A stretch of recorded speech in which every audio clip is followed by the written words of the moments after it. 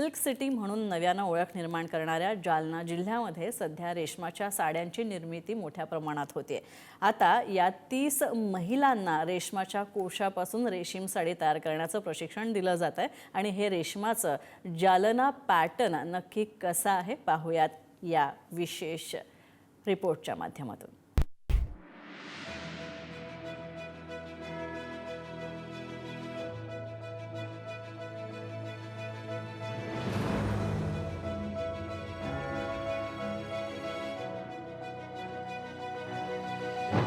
साडी हा तमाम महिला वर्गाचा अतिशय जिव्हाळ्याचा विषय।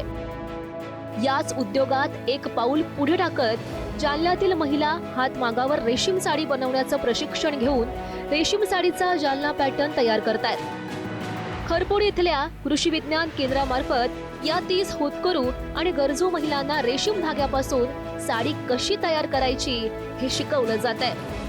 रेशमाच्या शेतीतील विक्रमी उत्पन्नामुळे जालन्याला आता सिल्क सिटी म्हणूनही ओळखलं जाऊ लागलंय। याचाच फायदा हा रोजगार आणि व्यवसायात व्हावा यासाठी 3 महिन्यांच्या प्रशिक्षणाचं आयोजन करण्यात आलंय। रेशीम हातमाग प्रशिक्षण केंद्र इथं सुरू केलेलं आहे। यात साधारणतः 30 महिला ग्रामीण भागातून ज्या आलेल्या ज्या बेरोजगार महिला आहेत तर त्या बेरोजगार महिला या ठिकाणी 3 महिन्याचं प्रशिक्षण पूर्ण करतात। जालना जिल्हा रेशीम उत्पादनामध्ये जिल्ह्याने आघाडी घेतलेली आहे। मोठ्या प्रमाणात या ठिकाणी तुती लागवड झालेली आहे आणि इथून तयार होणारा जो कोश आहे हा कोश आज शेतकरी बाजारात विकतात, परंतु या कोशापासून निघणारा धागा आणि त्या धाग्यापासून या ठिकाणी पैठणी साडी रेशीम साडी आपण म्हणतो ती तयार करण्याचा मानस त्यामध्ये आहे। म्हणजे आपण ज्याला सॉइल टू सिल्क असं म्हणूया, हा परिपूर्ण जो व्यवसाय आहे तो या ठिकाणी होईल। आणि ह्या ज्या महिला आहेत आज अनेक महिलांना एक कौशल्य प्राप्त झालं तर ह्या महिला स्वतःच्या साडी विकून आज त्यांना रोजगार संधी उपलब्ध होणार आहे। या जालना पॅटर्नची सध्या राज्यभरात चर्चा सुरू आहे।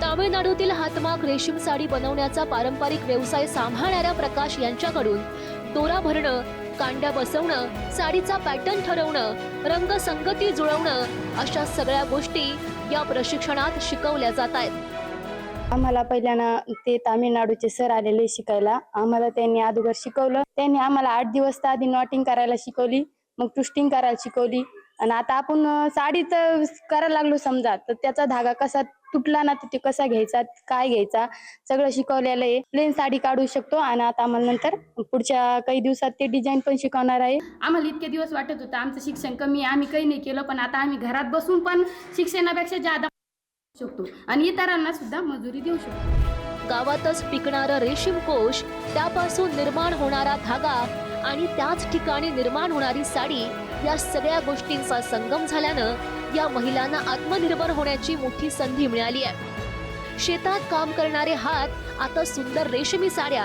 आणि पैठणी तयार करतायत। येवल्यातील पैठणीच्या कारखान्याला भेट देऊन आल्यानंतर आता आपल्या जिल्ह्याचा जालना पॅटर्न तयार करण्याचा हा महिलांचा मानस आहे।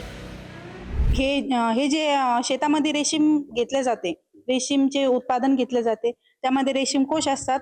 त्या कोशापासून, त्या कोशाच्या धाग्यापासून आम्ही पैठणी तयार करणार आहोत। मी मशीन हातमाग घेतला तर मी माझ्या घरचं काम करून सुद्धा हातमाग चालू शकते। आम्हाला इथे कांजीवरम आणि येवला पैठणी आणि सेला तयार करायला मिळत आहे आणि आम्ही आमच्या स्वतः हाताने सेला आणि साडी तयार केलेली आहे। भविष्यात आम्हाला याचा खूप चांगल्या प्रकारे लाभ होणार आहे। जशी येवला पैठणी फेमस आहे तशी आपल्या इथे कांजीवरम आणि पैठणी साडी ही आपली जालना पैठणी म्हणून ओळख आम्ही निर्माण लवकरच करणार आहोत। शिकलेली आई घर पुढे ने, शिकलेली आई घर पुढे ने। एक मुलगी जर शिकली घरामध्ये तर कसं घर पुढे न्यायचं ती करू शकते, त्या अंतर्गत करू शकते ती। की एक महिला जर कुटुंबातली जर कमावणारी असली तर सगळं घर भागणारं असतं, त्याच्यामुळं जर एक महिला जर शिकली तर घर सगळं सांभाळू शकते। याच्यामुळं हा व्यवसाय करायचा। आपल्याकडे जे पिकतं त्यातून काहीतरी सुरू करण्याचा या महिलांचा हा प्रामाणिक प्रयत्न।